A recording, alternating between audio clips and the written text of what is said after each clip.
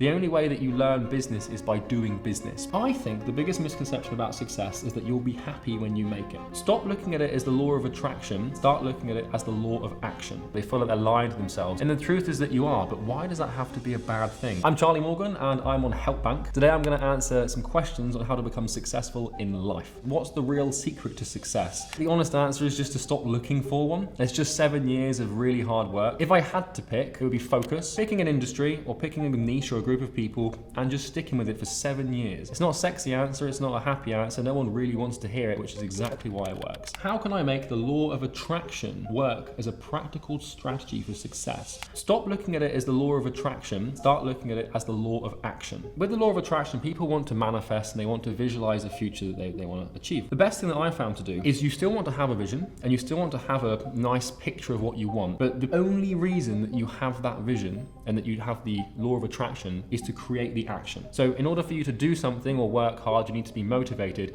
and the only purpose that all of those nice shiny things should serve is for you to actually knuckle down, do the work and do the hard thing. How important is sacrifice when building a business? It's pretty much everything. In order for you to achieve a goal, you have to be willing to sacrifice things, and if you're not willing to make sacrifices for your goal, then your goal becomes your sacrifice. You have your goal, and all you have to achieve your goal is energy and time. Those are the only two things that you have as a human to accomplish your goal. And your job as an entrepreneur or as someone trying to become successful is to get as much energy and as much time as humanly possible. And the problem is in your life is you've got lots and lots of things that take your energy and time that don't contribute towards your goal. Now, I'm not going to tell you to sacrifice friends, family, religion, good things. There's lots of bad things you're doing that completely sap your energy and time, like social media or short form content. No offense, Simon.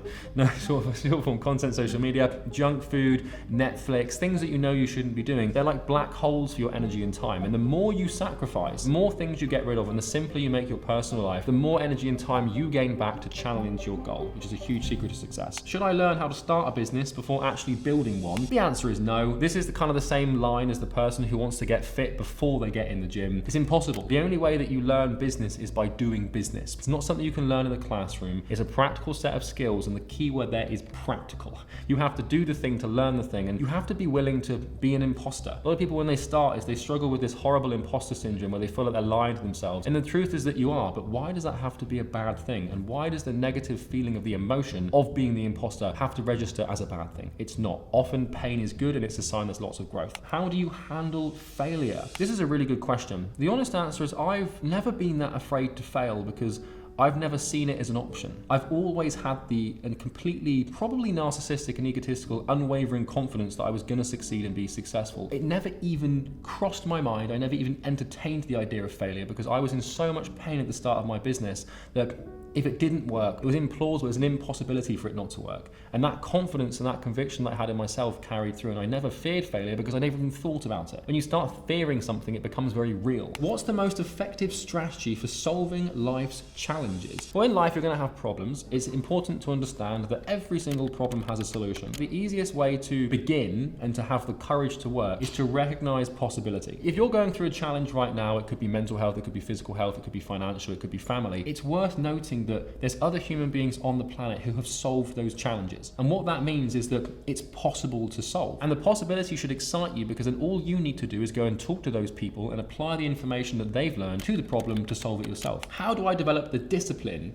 needed to stay focused on my dream? This is a really good question, and I think the harshest way to do this, which I've often found is the easiest way to do this, look at what happens if you don't succeed and if you don't achieve your dream. Take yourself to the dark side and to the other extreme of the happiness, and ask yourself, really what happens if I don't make this work? Your discipline is going to be a product of your motivation. The good stuff in the future that you want is only going to motivate you so hard and so far. So what you want to do is look at the flip side, look at the bad things that happen if you don't succeed. Are you going to let your family down? Are you going to be poor? Are you going to be broke? All of these things that you don't want, they will push you so much further than the things that you do want, trust me. What are the best habits for creating an environment where I can be successful? Well, I did this at the beginning of my journey and it helped me massively. What you do is you do an audit of your environment. Now, your environment is basically a collection of every single thing that you come into contact with, okay? So it could be this table, it could be the laptop, it could be my phone, it could be the people in my environment, it could be the food, anything. What you do is you categorize the things in your environment into 3 categories. Number 1 is helps me achieve goal. Number 2 is doesn't help me achieve goal, or usually is actually hinders me from achieving goal. And number 3 is neutral. So something neutral could be like a lampshade or your bed. It's not going to help you achieve your goal or not, it's just there. Something that doesn't help you achieve your goal or hinders your ability could be like an Xbox or a bad person that you know you shouldn't hang around. And then the other thing is the thing that helps you achieve your goal, like healthy food or whatever the hell, right? What you're looking to do after you've done this audit is remove the bad things and get more of the good things. It's literally that simple. And if you do that over the course of a couple of years, you'll create an environment where things are so easy and the good behaviors and the good habits come to you naturally because your environment supports them. The only caveat to this and the only downside to this is it can weaken your discipline muscle, because my environment is so perfectly engineered for optimization, success and habits that when I go home and I see a packet of crisps, I eat them because I haven't practiced the willpower for a long time because I haven't had it to have to practice it. So just bear that in mind. Bloody crisps. What's the biggest misconception about success? I think the biggest misconception about success is that you'll be happy when you make it. Honestly, that's a pretty harsh and deep answer, but when I think about when I was happiest, it was also when I was in the most pain, when I was going through the biggest struggles and the biggest challenges. I think that, how happy you think you'll be when you succeed is probably not as much as you think, because if you're not successful right now and that sucks, that really hurts. And so you assume when you are successful that your misery will be completely resolved by money. It's not how it works. You're happiest when you're working, and at least I am. I'm happiest when I'm grinding, when I'm building, when I'm working on things. So try not to attach your happiness and your mood to the outcome of your work, but the work itself, because the outcome isn't as fulfilling as you might think. He says in a nice big mansion, but the process of getting here made me way happier than living here. What does success mean to you? Progress towards a goal. Has your opinion on success changed over time? Yes, I think it has. Now that I am considered in the wider eyes of society successful, being a millionaire or whatever the hell that means, I think that what people do when they're unsuccessful is they put success on a pedestal and they see it as this big all-shining goal that all they want is success, and they put it on a pedestal. The problem with putting things on a pedestal and really, really wanting and needing things, it makes it feel like it's out of reach. What I do now, and what I think you should do, you make success a hygiene standard. It's just something that you have to have, akin to brushing your teeth or not eating rotten food. It's just something that has to happen. It's not something that you see as this big be-all end-all goal. It's just something that you do. It's easier to have that perspective once you've actually become successful, but when you get there, which I'm sure you will, you'll look back at all of these weird neuroses you had around success and you realize it's not actually that big of a deal. It's just work and focus for anywhere between 5 to 10 years on one thing, and a little bit of luck and a little bit of intelligence, and you're there. It's not as complicated as you think. It just takes a lot of time and a lot of work. Is work-life balance realistic or overrated? I think this depends on where you're at in your journey. I think that when you're starting as an entrepreneur and you're trying to build a business at the beginning, that there's no such thing, and that it is going to be work. The reason that you work is so maybe you can achieve more balance in the future. I'm personally not that interested in it because to me work is life, and I understand that might not be a common or typical answer for the average person, but in order for you to become successful, you have to build an identity of being really, really hard at working, and you work really, really hard, and you're this conscientious, diligent person. What happens is you build a business and you become successful. By the time that you've done that, your identity has shifted towards loving hard work, and all you want to do is work. And so the things that you used to want, being life and traveling and holidays, you no longer wish to have because you fundamentally changed. And so a lot of entrepreneurs, they have this identity crisis where they start working and then they want to have all these holidays and time off.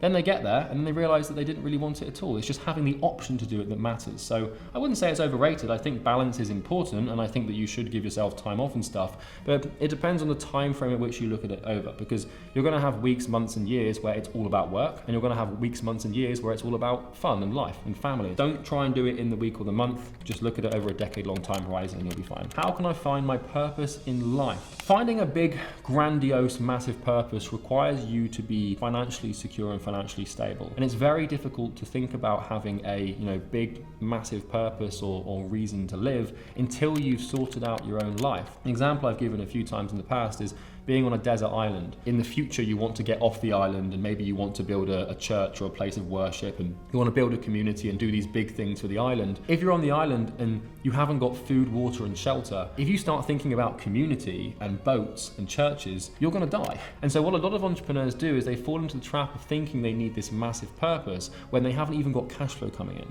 Once you've got cash flow and reserves and enough money to to basically retire yourself and sort yourself out, then you get to make the decision of, do I want to retire and just go and live in the Bahamas and drink cocktails, or do I want to think of a big purpose? It's very hard to think of a big grandiose vision unless you're financially stable and unless you know that you've got food, water and shelter metaphorically for the rest of your life. Then you can start thinking bigger.